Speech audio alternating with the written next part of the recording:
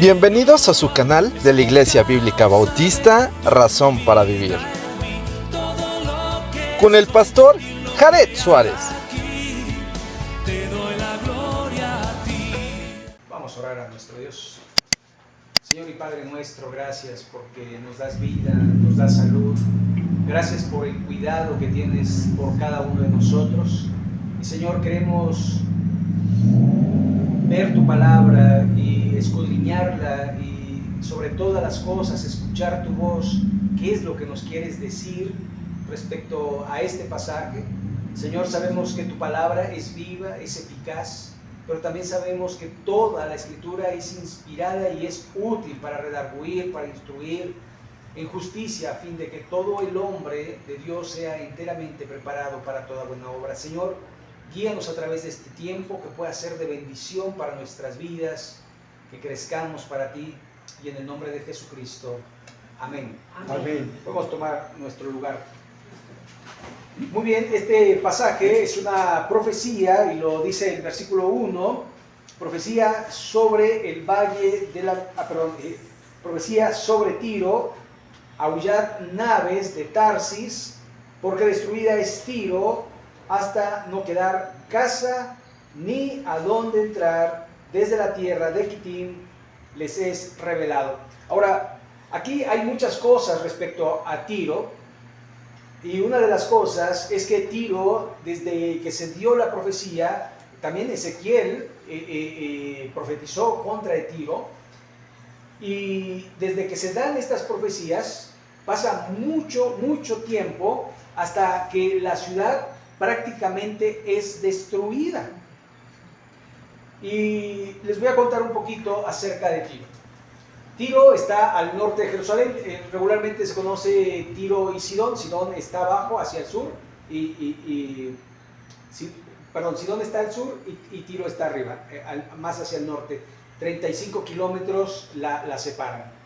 Y algo notable de esto es que en algún momento llegaron a ser una sola nación, pero después se separaron. Cuando habla de Quitim se refiere a la isla que está enfrente. A la isla podría ser Chipre, sin embargo, podría ser una isla un poco anterior que pudiera haber estado en aquel momento. Porque le voy a decir que Alejandro el Magno, del 332-333, él va a destruir la ciudad de Tiro completamente. ¿Y sabe qué va a hacer? Porque la habían asediado los babilonios, los asirios, y lo que hacían era, como ellos eran prácticamente, tenían su flota llamada Tarsis probablemente, aunque Tarsis podría estar en la península ibérica, o podría ser simplemente la flota de los de Tiro, o podría ser que fuera, algunos piensan que es el lugar donde nació el apóstol Pablo. ¿De dónde era Pablo? De Tarso. Entonces algunos dicen que Tarsis es Tarso, pero no hay de alguna manera pues un consenso en ello, y entonces hay varias teorías respecto a Tarsis. Sin embargo, lo que hacían los de Tiro es que venían, los invadían, agarraban sus barcos y se iban. Entonces, pues no los podían conquistar, porque, por ejemplo, los asirios, los babilonios no tenían naves, no tenían embarcaciones, no eran marineros, no sabían cómo manejar los mares. Y Alejandro el Magno tampoco. Y Alejandro el Magno era muy ingenioso, y lo que hizo es que tiró todas las casas y toda la tierra al mar, para poder pasar hacia la isla y así poder conquistarla. Y es un hecho histórico, está digamos en los anales de la historia. Allí está como Alejandro el Magno conquista esta tierra de Tiro. Así que es impresionante cómo la palabra de Dios se va a cumplir sí o sí. Ahora vemos que este primer versículo prácticamente da la profecía y no dice cómo, pero después va a dar algunas pautas y dice: callad, moradores de la costa, mercaderes de Sidón, que pasando el mar se abastecían. ¿Sabe? vemos cómo de alguna forma ellos eran marineros y se abastecían a través del mar. Esto es algo que se daba completamente y los distinguía. ¿Sabe? Hay naciones que conquistaron el mundo a través de los mares y uno de ellos es Inglaterra. Inglaterra tenía las grandes embarcaciones y a través de sus grandes embarcaciones pudieron conquistar muchas tierras. ¿Sabe? Ahora vemos que los ejércitos no solamente tienen sus pelotones, sus batallones de infantería, sino tienen de marina, tienen aérea y tienen de todo lo que se pudiera imaginar uno. Ahora ya existen los pilotos de drones, ¿verdad? Para la guerra, que antes era como para tomar fotografías, como para investigar, como para tomar videos a distancias donde uno no podía llegar, pues llegaba el dron. Lo usan en la industria con cámaras térmicas para ver cómo están funcionando ciertos aparatos que están en alturas. Pero ahora ya el ejército se va implementando cada vez más y algo que no veíamos en el pasado era eso, cielo, tierra y mar. Veíamos que muchos de los ejércitos eran solamente tierra y llegaban al agua y ya no tenían forma de. Pero imagínense que desde el mar te empiecen a catapultar, te empiecen a tirar cosas y tú no les puedas llegar a ellos. Porque además está movible, la tierra siempre está prácticamente sin movimiento, pero la embarcación que está en movimiento pues era difícil. De hecho, ahora en la historia de la guerra, esto de Ucrania y de Rusia, hay unos drones navales que usted ve los videos como están desde helicópteros, desde embarcaciones marinas tratando de pegarle al dron que viene a alta velocidad y no pueden, y tiran, y no pueden. ¿Por qué? Porque está en movimiento y está a gran velocidad y es muy difícil poder atinarle al blanco, ¿no? Entonces, vemos que ellos dependían mucho y se abastecían del mar, por tanto confiaban. ¿Sabe? Muchas veces uno confía de más. Cuando uno tiene una huerta y esa huerta le produce, uno va a la huerta y saca la lechuga, los rábanos, tiene árboles frutales, sembró a lo mejor un poco de frijol, un poco de maíz, y uno se pone contento, ¿no? Porque uno puede agarrar y cosechar aquello en lo cual trabajó, pero después llega la soberbia y uno dice, esto lo sembré yo, esto fue con el sudor de mis manos. Pero se olvida uno de quién mandó la lluvia, de quién de alguna manera creó la tierra y la misma semilla, ¿verdad? Y de alguna forma esto fue lo que pasó a los tirios, así se les llamaba a los de Tiro, tirios. Verso 3. Su provisión procedía de las sementeras que crecen en las muchas aguas del Nilo, de la mies del río, fue también emporio de las naciones. Si ustedes se dan cuenta, está Israel, arriba Sidón, después Tiro, y después ellos usaban el mar para ir a Egipto, ¿verdad? Al norte de África. Iban a Chipre y iban a grandes lugares. ¿Sabe? En Cerdeña, ahí hay una parte donde se habla precisamente de los fenicios. Es una estela que es del siglo XIII antes de Cristo. Es una cantidad impresionante, como ya ellos habían navegado grandes distancias porque dominaban el mar. Había otros que dominaban la tierra, ya muchos siglos después de Cristo, vemos que están dominando los cielos, ¿verdad? Pero Es algo que las naciones, las potencias quieren hacer, dominar cielo, tierra y mar. Y ahora ya hasta el mar submarino, ¿verdad? Ya bajo las aguas tienen control. Una de las cosas que pasa y que a veces desconocemos es el Internet. Sabe que el Internet está entubado y conectado a través del fondo del mar. Y es increíble todo esto que el ser humano puede lograr hacer. Pero dice el verso 4, avergüénzate, Sidón, porque el mar, la fortaleza del mar, habló diciendo, nunca estuve de parto, ni di a luz, ni crié jóvenes, ni levanté vírgenes. Esto es una figura de que el mar habló y dijo, no los quiero, no los necesito, porque yo no di a luz a nadie. Pasaos a Tarsis, aullad moradores de la costa.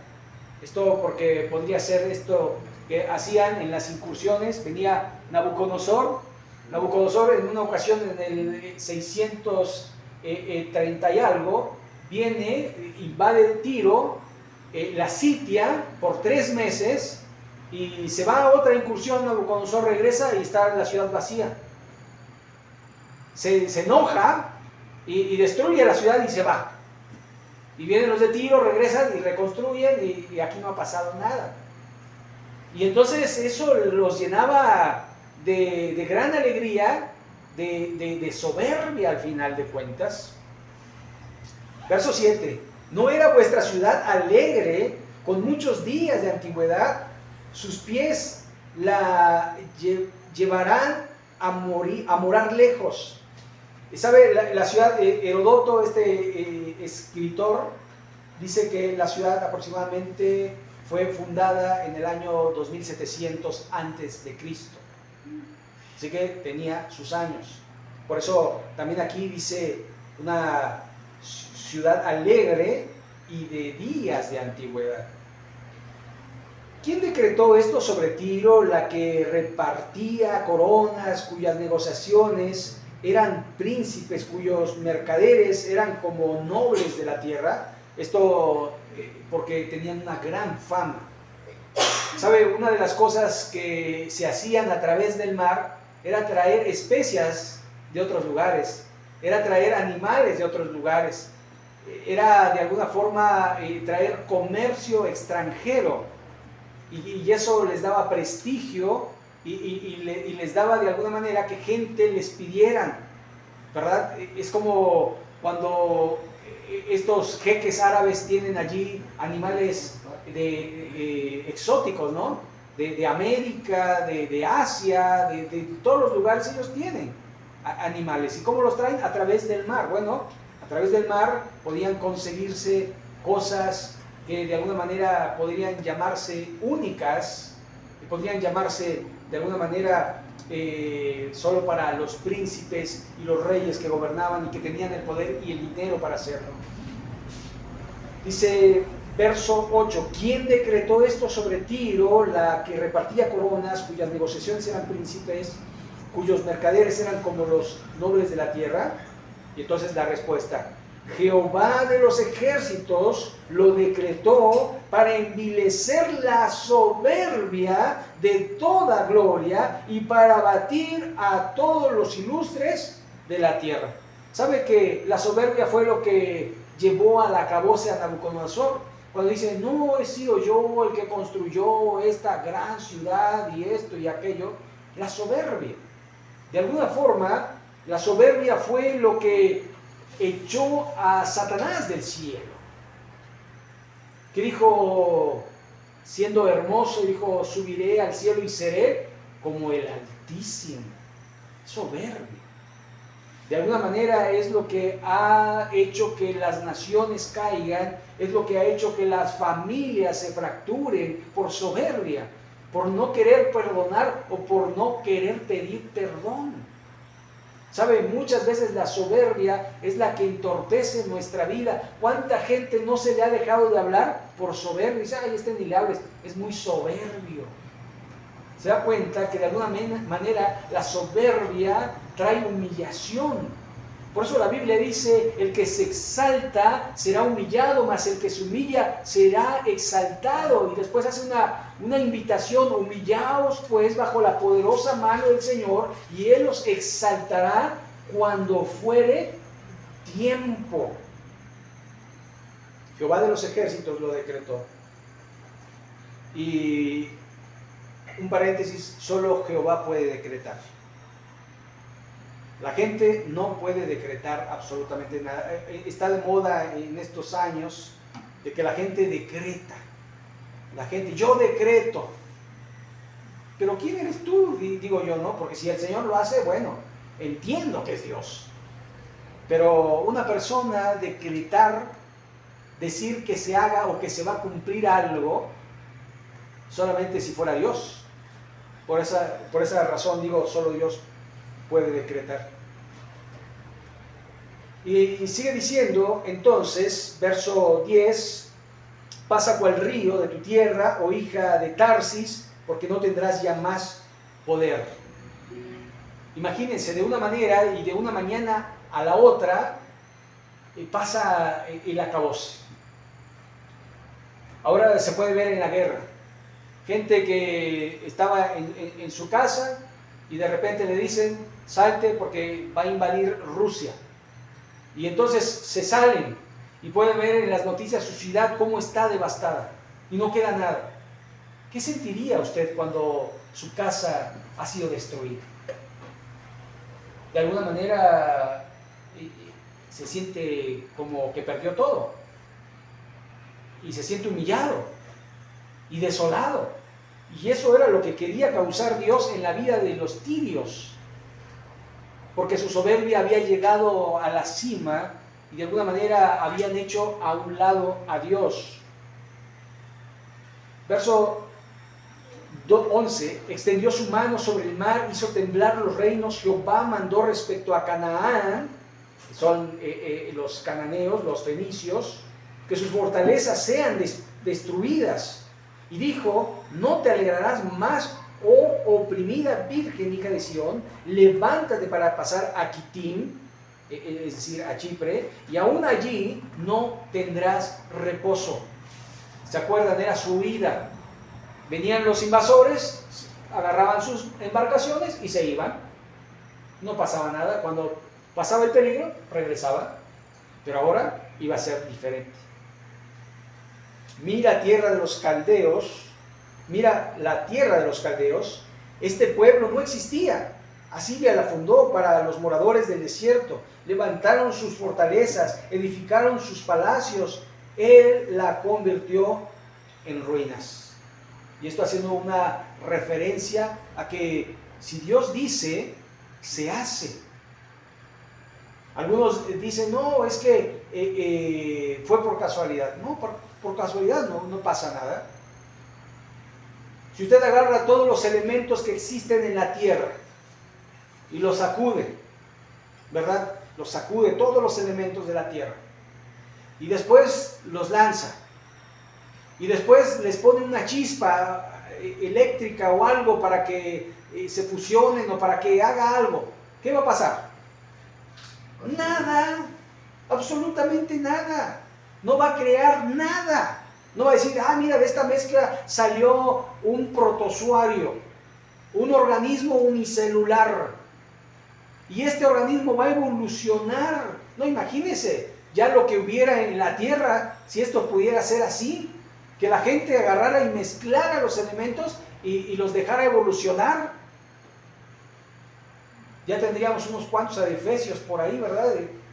Caminando, porque están en evolución. Pero no es así, porque Dios dijo: sea la luz, y la luz se hizo. No dijo: a ver qué sale. No, Él tenía y tiene una mente de ingeniero, una mente de arquitecto, una mente que de alguna manera trazó los cielos y la tierra. Usted dése cuenta. La luna está a la distancia perfecta para que el centro de gravedad de la Tierra no la traiga, y está lo suficientemente lejos para que no se vaya desorbitada. Estamos a la distancia óptima del Sol, ni a 1 centímetro menos, ni a 1 centímetro más, para que haya vida en esta Tierra.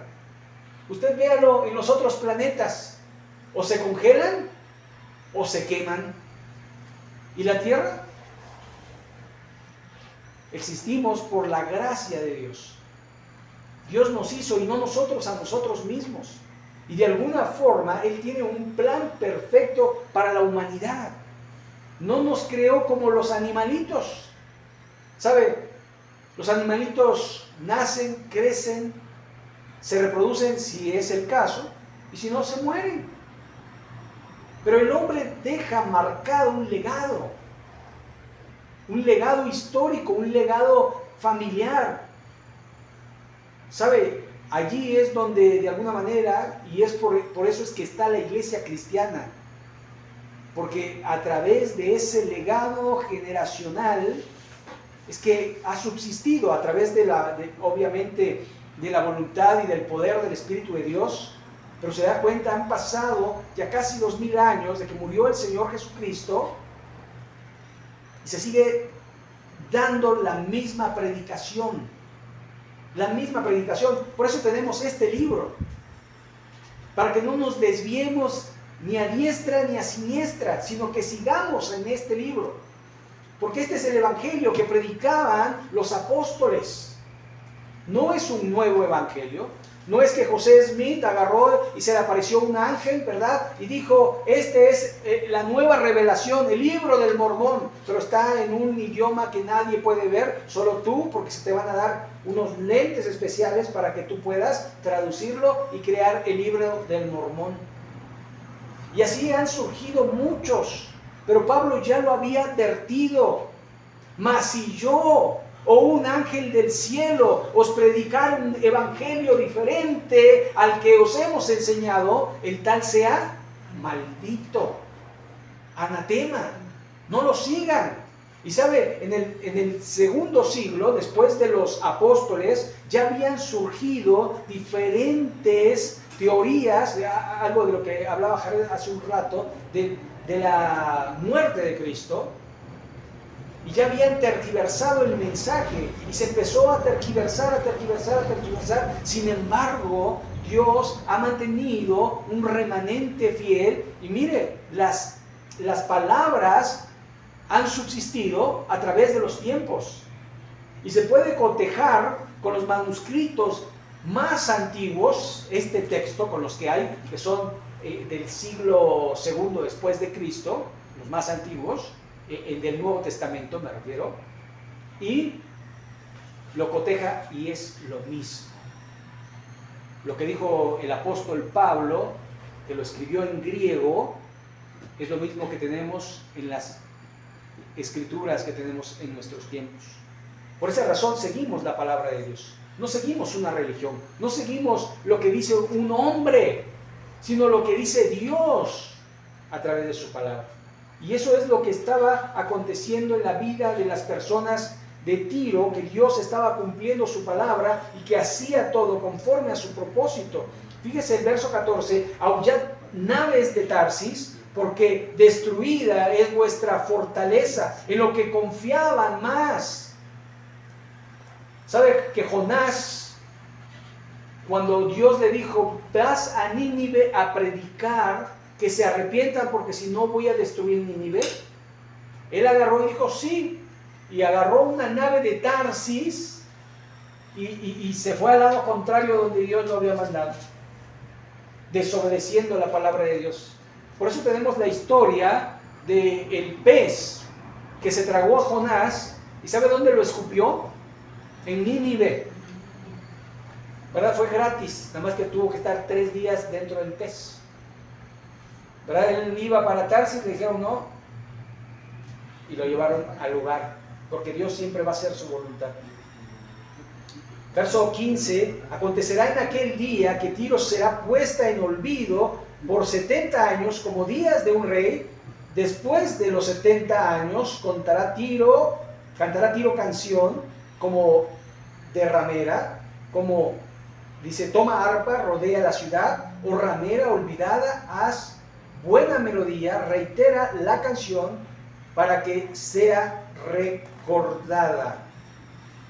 Sabe que los cruzados tomaron esta ciudad y después vinieron los musulmanes y tomaron esta ciudad. Pero como ya habían habido cristianos en Tiro, decidieron destruir la ciudad.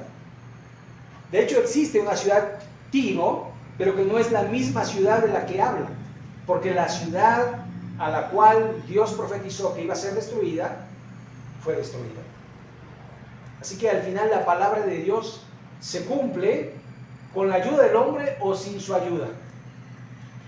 ¿Se acuerdan cuando Jesucristo iba entrando allí en la entrada triunfal y los fariseos le decían, calla a esta gente que venían cantando, Hosana, Hosana en las alturas, bendito sea el Hijo de David, calla a estas personas? Jesús les dijo, si estas personas callaran, las piedras hablarían, porque Dios no depende de las personas. Uno a veces se siente indispensable. Sin mí no pasarían las cosas. Pero se muere uno y las cosas siguen pasando, ¿cierto o no? Es como cuando vemos los gobernantes. Los gobernantes que a veces dicen, no, yo hice esto, yo hice lo otro. Pero viene otro y hace, y hace, y hace, y hace. Y al final, ¿qué gobernante es indispensable? Se muere uno, ponen otro. Sale uno, ponen otro. Y así es. Solo Dios es indispensable. Verso 17. Y acontecerá que al fin de los 70 años visitará Jehová a Tiro y volverá a comerciar y otra vez fornicará con todos los reinos del mundo sobre la faz de la tierra, pero sus negocios y ganancias serán consagrados a Jehová, no se guardarán ni se atesorarán, porque sus ganancias serán para los que estuvieren delante de Jehová, para los que coman hasta saciarse y vistan espléndidamente. Ahora, recuerde, esta ciudad era atacada, dejada, y otra vez se reponía, se restablecía. Y muchos dicen que esta profecía se cumple cuando con Esdras se va a restaurar el templo en Jerusalén y las provisiones vienen de Tiro. Entonces muchos piensan que allí fue para la casa de Dios, porque después la ciudad queda completamente destruida, porque ni aún los musulmanes quieren esa ciudad y de alguna manera la desechan, porque allí había sido ultrajada por los cristianos. Recuerde que esas guerras fueron terribles y había un odio que hasta la fecha permanece. Si usted va a un país que es musulmán y les quiere comentar o regalar siquiera una Biblia, es pena de muerte. Es pena de muerte en esa ventana 1040, donde de alguna manera allí no se puede ni se permite predicar el Evangelio. Pero Dios tiene un plan y toda persona sabrá que Cristo es el Señor. No habrá quien tenga excusa que diga, a mí no me hablaron. Los musulmanes, los de Corea del Norte, todos aquellos que están muy aislados, en algún momento de la historia de nuestra tierra, escucharán que Cristo es el Señor. Algunos creerán y otros no creerán, porque no para todos es el Evangelio. Así que Dios sabe que de alguna manera su palabra se va a cumplir. Y hay una palabra que está por cumplirse, y es que el Señor viene pronto. Jesús el Señor viene pronto. Un día dijo, yo estaré con vosotros hasta el fin del mundo. En otro momento dijo, voy pues a la casa de mi Padre a preparar morada por vosotros. Si no fuese así, yo se los hubiera dicho. Y Pedro le preguntó al Señor, ¿restaurarás el reino ahora? Y él le dijo, no es para vosotros, después será. Pero la palabra de Dios dice que Él vendrá y reinará en esta tierra. La primera vez vino como un cordero manso. La segunda vez vendrá con una espada desenvainada, la cual dice que regirá con vara de hierro. De alguna manera sabemos que Él va a venir y va a apartar a los justos y a los injustos. Va a salvar a los que creyeron en su palabra y va a condenar a aquellos que rechazaron su palabra.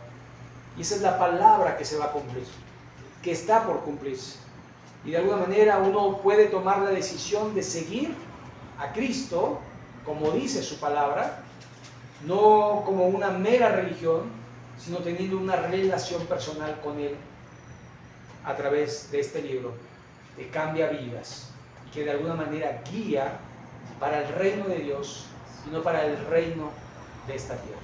Así que usted tomará su decisión en su momento, si sigue o no sigue a Jesús, como dice la palabra de nuestro Dios. Vamos a orar para terminar. Les invito a ponernos en pie y así concluir en este día. Bendito Padre Celestial que moras en todo lugar. Te agradecemos porque tu palabra, que es bendita, se cumple y se cumplirá en nuestras vidas, querramos o no querramos. Ayúdanos, Señor, a temer tu persona, a temer tu palabra y a seguirte con todo nuestro corazón.